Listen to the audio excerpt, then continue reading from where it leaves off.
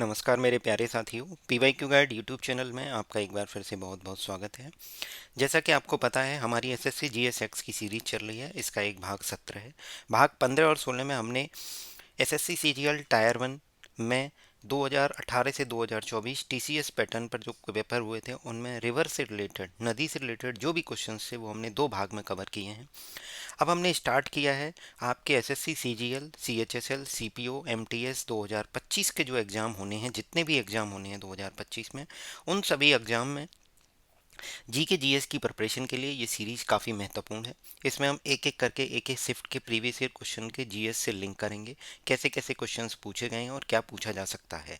ये SSC CGL 2024 tyre 1 26 सितंबर 2024 shift 3 के जी के जीएस के क्वेश्चंस को देखने वाले हैं। ये सबसे लास्ट पेपर है। इसके बाद हम 26 सितंबर की शिफ्ट 2 देखेंगे, शिफ्ट 1 देखेंगे। इसी सीरीज में हम आगे बढ़ते जाएंगे। साथ ही साथ मैं आपको बता दूं, कुछ भाइयों को शिकायत थी कि हिंदी में क्वेश्चंस नहीं है, तो मैंने एक छोटी सी कोशिश इसमें की है कि क्वेश्चंस को हिंदी में लाने की कोशिश की है। ठीक है।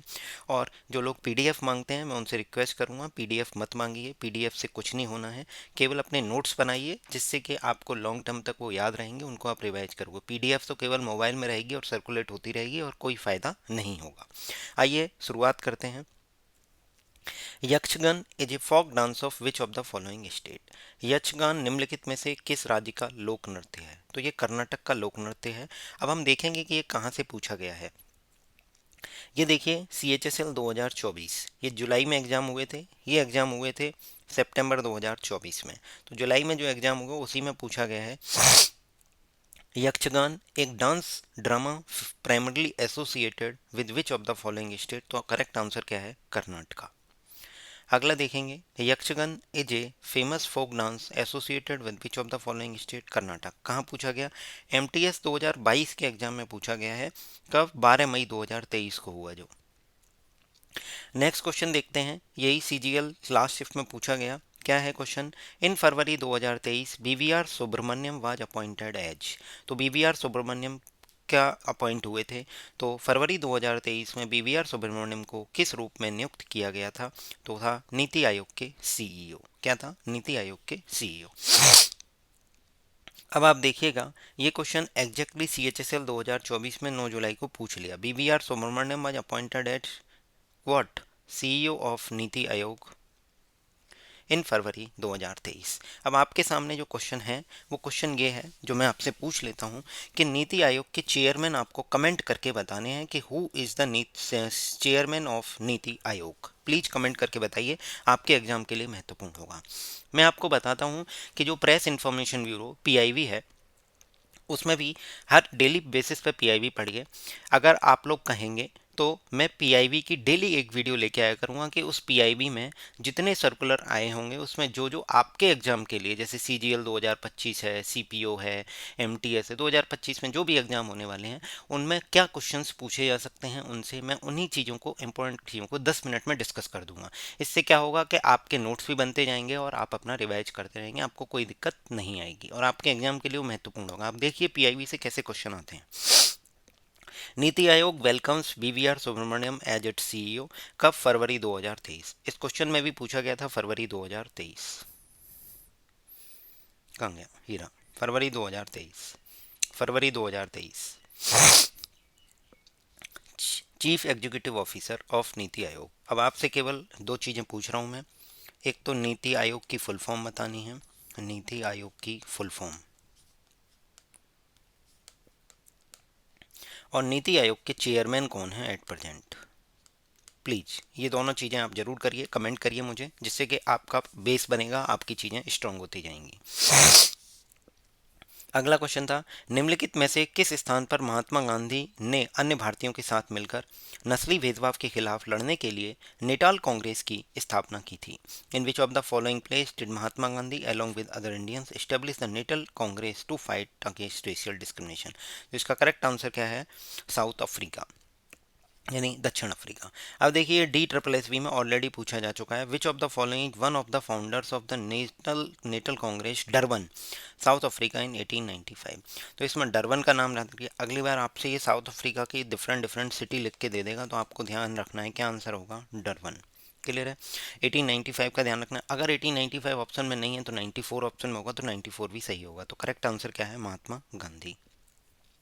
Mahatma Gandhi form the Natal Indian Congress in which year, तो 1894। कब पूछा गया, सीजीएल 2018 में।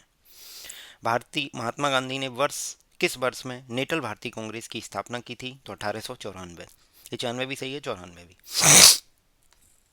एमटीएस 2022 में पूछा गया है, इन 1895 Mahatma Gandhi along with other Indians has established fill in the blanks to fight against the racial discrimination। Racial discrimination, नस्ली भेदभाव से लड़ने के लिए उन्होंने नेटल इंडियन कांग्रेस की स्थापना 1894 या 95 में की थी, डरबन साउथ अफ्रीका में। नेटल इंडियन कांग्रेस एनआईसी की स्थापना किसने की थी, तो किस भारतीय ने की थी, तो महात्मा गांधी ने। एमटीएस 2019 में पूछा गया है। स्टेनोग्राफर 2019 में पूछा गया था कि नेटल इंडियन कांग्रेस के फाउंडर बताने हैं, तो वो कौन से हैं, महात्मा गांधी जी हैं। नेक्स्ट क्वेश्चन देखते हैं, स्वतंत्रता समय भारत में किस प्रकार का सुप्रबंधित उद्योग स्थापित किया गया था। Which type of well manage industry was establish in India at the time of independence, तो करेक्ट आंसर क्या है, स्टील और कॉटन। देखिए सिंपल सिंपल एनसीईआरटी की जो बुक है इंडियन इकोनॉमिक डेवलपमेंट, उसमें एक चैप्टर है इंडियन इकोनॉमी, उसमें साफ साफ क्या लिखा हुआ है, इसको पढ़ लीजिए। At the time of independence, the variety of industries was very narrow, largely confined to cotton, textile and jute. There were two well-managed iron and steel firms। तो हमारे पास एक तो स्टील आ गया, एक कॉटन, टेक्सटाइल, जूट, ऐसे करके आ गया। तो करेक्ट आंसर क्या होगा, स्टील एंड कॉटन। ठीक है, क्लियर, एनसीईआरटी में है। अब देख लेते हैं प्रीवियस ईयर क्वेश्चन में भी, सीजीएल 2023 में पूछा गया है, which of the following modern industries was in operation in India during the British rule. तो कॉटन की भी थी, जूट की भी थी, आयरन एंड स्टील की थी। अब इसमें से जो ऑप्शन इसमें मिल रहा है वो आप टिक करके आगे बढ़ जाइए। क्लियर है, तो steel and cotton.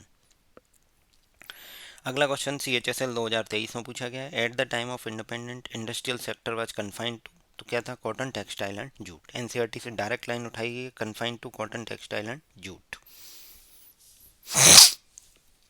Prior to country के इंडिपेंडेंस से पहले India was particularly known for its industry. India की जो इंडस्ट्री किसके लिए, इट्स हैंडीक्राफ्ट के लिए फेमस था।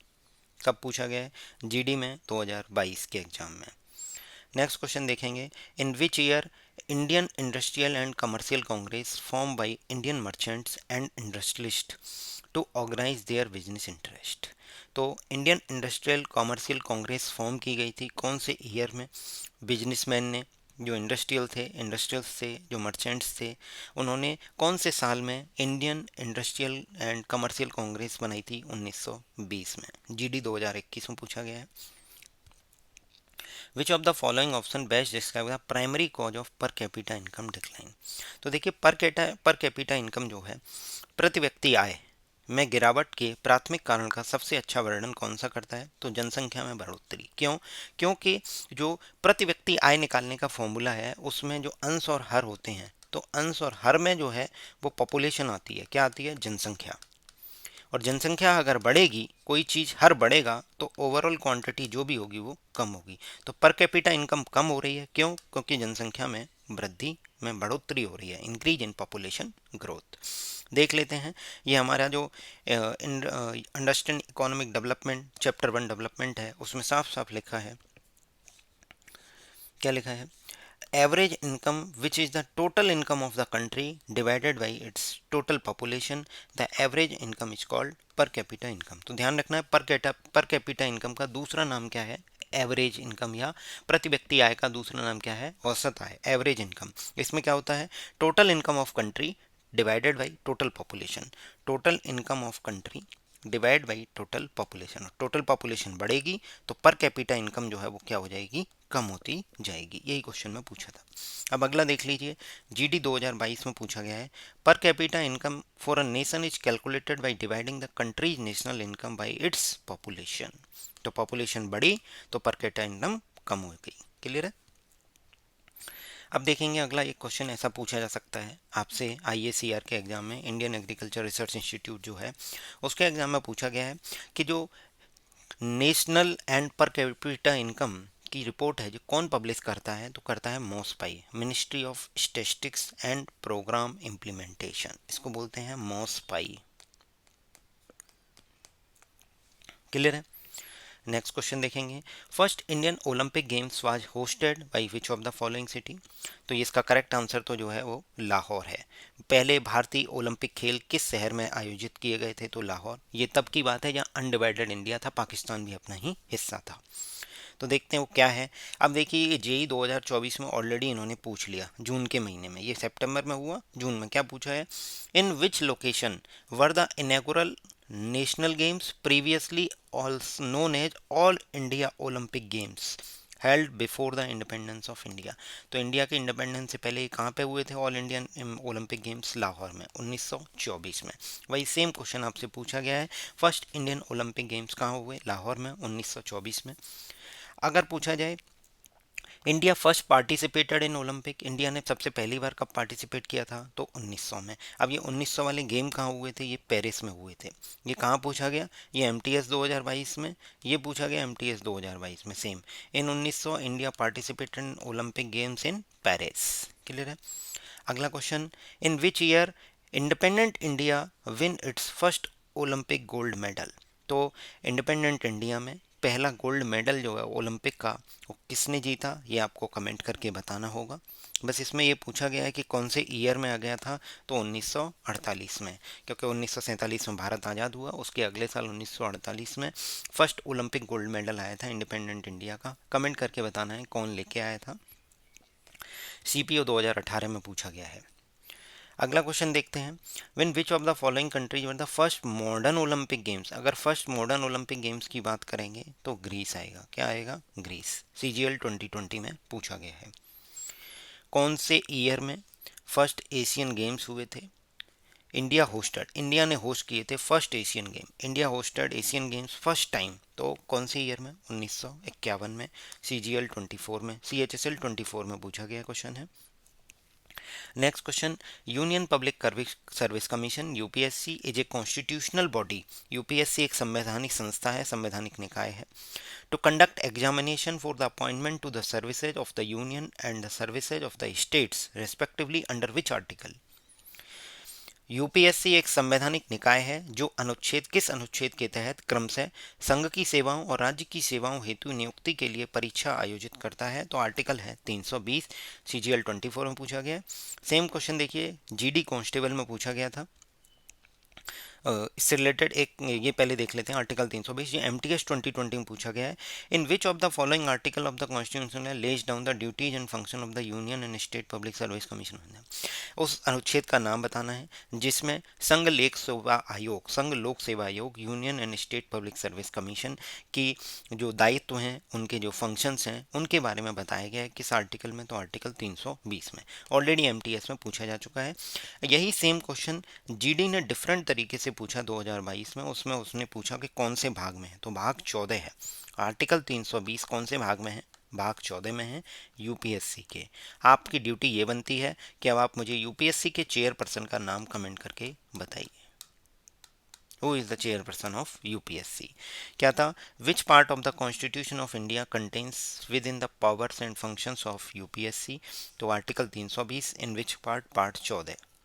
क्लियर है। अगला अगला question, which of the following state suffers from loo. Loo एक गर्म हवा है, ठीक है, परमानेंट नहीं है। कौन सा राज्य लू से प्रभावित होता है, तो वो राजस्थान है। देख लेते हैं अगला क्वेश्चन की क्या है। Which of the following is a term for the common local winds and blows in the north and north western part during the summers. North में और नॉर्थ वेस्ट पार्ट में बहती है, नॉर्थ में और नॉर्थ वेस्ट पार्ट में, तो वो है लू। कब पूछा गया, सीपीओ 2024 में पूछा गया है। ये क्लियर हो गया, नॉर्थ और नॉर्थ वेस्ट। अब मुझे बताइए कर्नाटका नॉर्थ वेस्ट में नहीं है, केरला नहीं है, असम नहीं है, तो आंसर क्या होगा, राजस्थान। क्लियर है। यही सेम, ये भी सीजीएल 24 में ही डिफरेंट शिफ्टों में पूछे गए, लू पर बेस्ड थे, इसलिए मैं आपके लिए लेकर आया हूँ। In which part of India does the hot wind loo blow, तो नॉर्थ एंड नॉर्थ वेस्ट। देखिए एग्जैक्ट रिपीट हुआ है कहाँ से, सीपीओ 2024 से। Hot local wind that flows over north India in summer is known as loo. Clear है। Which of the following statement is correct about the loo winds in the context of Indian climate? तो they blow in the summer season, summer season में बहती है। CPO 2024 में ही लू पर पूछा गया है। Which of the following is caused by लू? लू की वजह से क्या है, हीट स्ट्रोक हो जाता है। ये GD 2022 में पूछा गया है। लू is a characteristic feature of which season? तो समर सीजन, अभी हम देख चुके हैं, GD 2022 का क्वेश्चन है। Which is the following is not a permanent wind? Permanent wind कौन कौन सी हैं? वेस्टर्ली हैं, ईस्टर्ली हैं, ट्रेवल विंड्स हैं। लू परमानेंट विंड नहीं है। CHSL 2022 का क्वेश्चन है। अगला क्वेश्चन देखते हैं। Pandit Ram Narayan was associated with which of the following musical instrument? तो करेक्ट आंसर क्या है, सारंगी। पंडित राम नारायण निम्नलिखित में से किस संगीत वाद्य यंत्र से संबंधित हैं? तो करेक्ट आंसर क्या है, sarangi. Pandit Ram Narayan associated with the which of the following instrument? Sarangi. Exact question आया MTS 2021 से, एग्जैक्ट, कहीं कुछ चेंज नहीं किया। पंडित राम नारायण को लेके SSC JEE सिविल 2022 में ही पूछा गया है। पंडित राम नारायण एक इंडियन म्यूजिशियन है। Was credited with the popularising the musical instrument as a solo concert instrument? तो करेक्ट आंसर क्या है, सारंगी। और देखेंगे अभी सिलेक्शन पोस्ट 2022 में।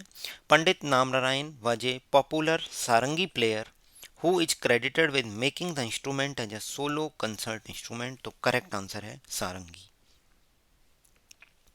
CGL 2023 में क्वेश्चन पूछा गया, उसमें इनकरेक्ट पूछा गया था, तो पंडित नारायण के आगे सरोद लिखा था। ये हमारी जिम्मेदारी बनती है कि अगर इसका आंसर इनकरेक्ट पूछा है तो इसका सही आंसर क्या है, तो हमें उसी टाइम देखना था। तो पंडित नारायण बताते हैं क्या है, सारंगी। क्लियर है। अब बिस्मिल्लाह खान सहनाई याद कर लीजिए। एन राजम जो है वायलिन के हैं, वायलिन की स्पेलिंग भी याद कीजिए, SSC स्पेलिंग मिस्टेक में कई बार पूछता है। पंडित रविशंकर जी सितार के हैं। Pandit Narayan is a Hindustani classical musician who plays क्या, सारंगी। कब पूछा गया, CHSL 2022 में। अब देख सकते हैं प्रीवियस ईयर क्वेश्चन किसी भी कॉम्पिटिटिव एग्जाम के लिए कितना महत्वपूर्ण रोल प्ले करते हैं। अगर आप उन्हें अच्छे से करके जाते हैं तो आपका सिलेक्शन GS के पेपर की वजह से नहीं रुकेगा। बाकी ये चीज़ें आपको धीरे धीरे इंग्लिश में भी, और ये जो आपका रीजनिंग है, मैथ्स है, इन सब में करनी चाहिए ऐसे ही। ठीक है, कोशिश करूँगा मैं आपके लिए वो भी लेकर आऊँ, बट फिलहाल हमारा फोकस GS पर है, जिससे कि क्योंकि GS ही ऑब्स्टिकल बना हुआ है आपके एग्जाम क्लियर करने के लिए, तो हम उसी पर फोकस कर रहे हैं। देखिए अगला क्वेश्चन पूछा गया था। The tripartite struggle happened along the Pala Pratihara and what? पाला प्रत्याहार और के बीच त्रिपक्षीय संघर्ष हुआ, तो किसका हुआ, राष्ट्रकूटों का। किसका, राष्ट्रकूटों का। अब देखिएगा यही आपका जो बुक है अवर पास टू, उसमें एक चैप्टर है किंग्स एंड किंगडम, उसमें साफ साफ लिखा है 4 centuries rulers belonging to Gurjara Pratihara, Rashtrakuta and Pala dynasty fought for the control over Kannauj. Kannauj का नाम ध्यान रखिए। Because there were 3 parties in this long drawn conflict historian often describe as a tripartite struggle. तो हमें पता चल गया पाला, प्रतिहार और राष्ट्रकूट। साथ ही साथ इसमें कन्नौज का नाम जरूर ध्यान रखिए, आपसे SSC अगली बार ये पूछ सकता है कि ये ट्राईपैट्रेट स्ट्रगल जो पाला, प्रतिहार और राष्ट्रकूटों के बीच हुआ था, ये किसको लेकर था, तो कन्नौज को लेकर था। कन्नौज इत्र के लिए फेमस है। क्लियर है, उत्तर प्रदेश का एक जिला है। सेम क्वेश्चन CPO 2022 में पूछा जा चुका है। The tripartite struggle also known as Kannauj triangle war, ये भी ध्यान रखना है, Kannauj triangle war took place in the 8th and 19th century between which of these 3 great Indian dynasties? तो क्या था, पाला, प्रतिहार और राष्ट्रकूट। आप देख सकते हैं क्वेश्चन एग्जैक्टली रिपीट होते हैं। आप विश्वास रखिए प्रीवियस ईयर क्वेश्चंस को बस अच्छे से करके जाना है, जैसे मैं आपको लिंक करा रहा हूँ। गुरु घासीदास से मुझे याद आया, आप मुझे कमेंट करके बताइए अभी हाल फिलहाल में कोई टाइगर रिजर्व बना है या नेशनल पार्क गुरु घासीदास जी के नाम से, वो किस स्टेट में है, आप प्लीज़ कमेंट करके बताइए। गुरु घासीदास जी के नाम से या तो कोई टाइगर रिजर्व है या फिर नेशनल पार्क है, आप कमेंट करके बताइए कौन सी स्टेट में है। Guru Ghasidas led to which of the following movements to improve the social conditions of leather workers in British India? Leather workers को लेके पूछा गया है, तो सतनामी मूवमेंट चलाया था उन्होंने।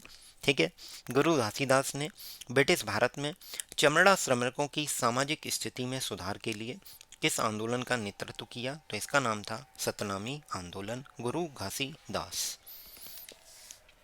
ऑलरेडी CHSL 2018 में पूछा जा चुका है।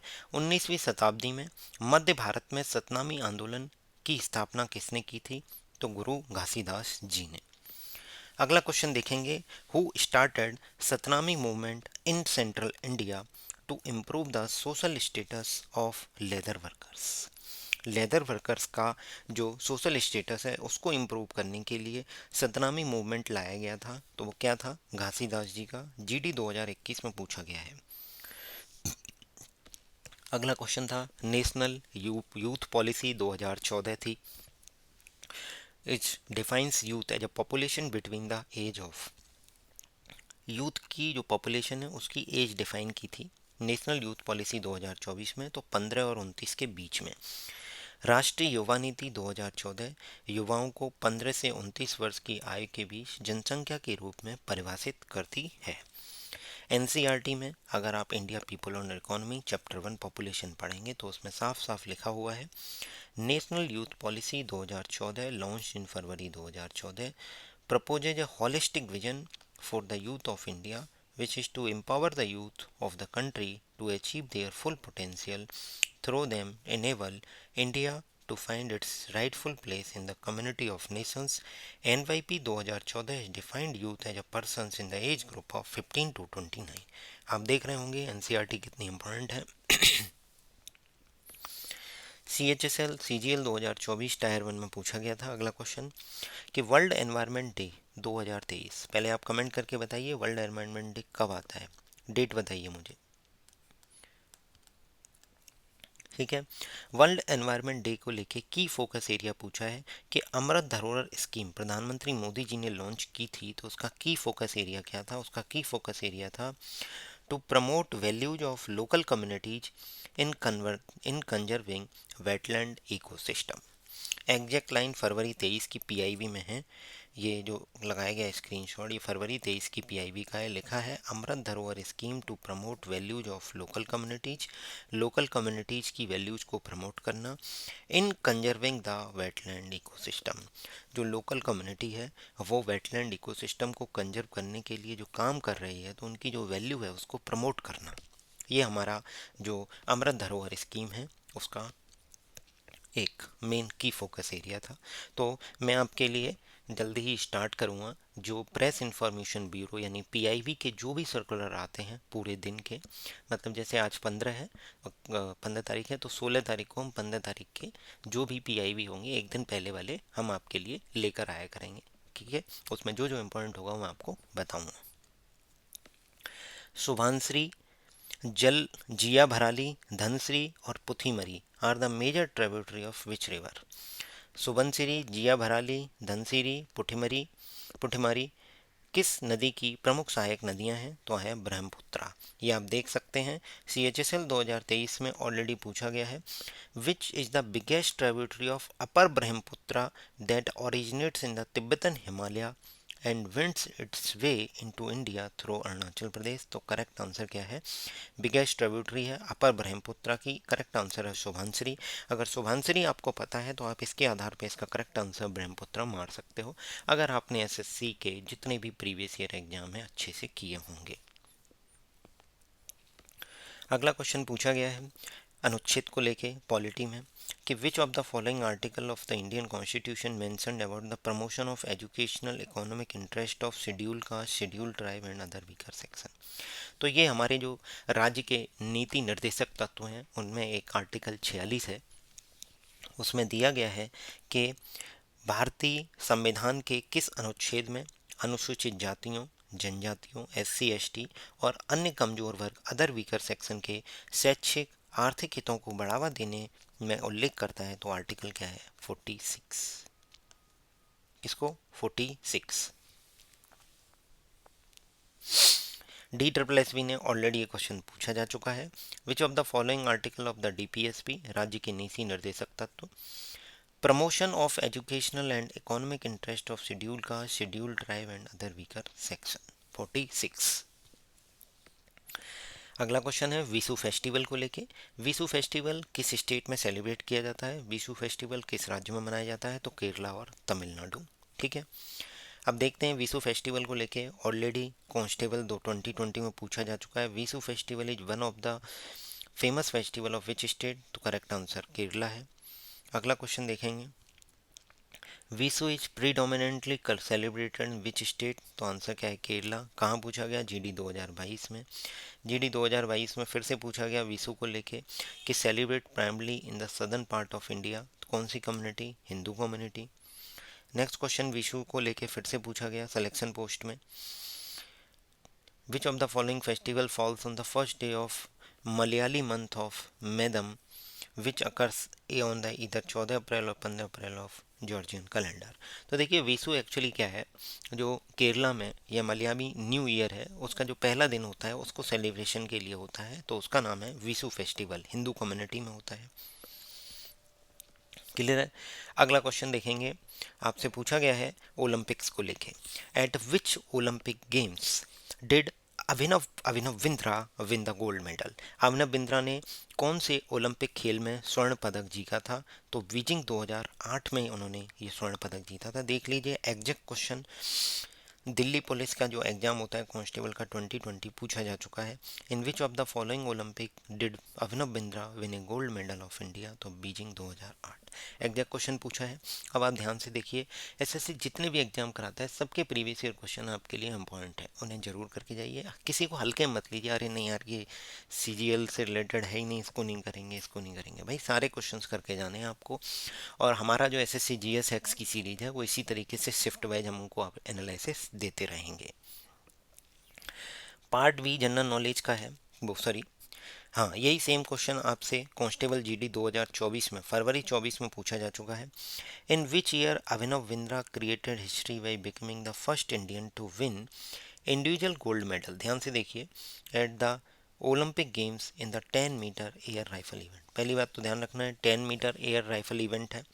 दूसरा, पहले इंडियन है जिन्होंने इंडिविजुअल गोल्ड मेडल जीता है, तो उनका नाम था अभिनव बिंद्रा। कौन से ईयर में? 2008 में, बीजिंग। अब देखिए अगर आपने 2008 भी किया है तो 2008 का एक ही ऑप्शन है, बीजिंग। क्लियर है।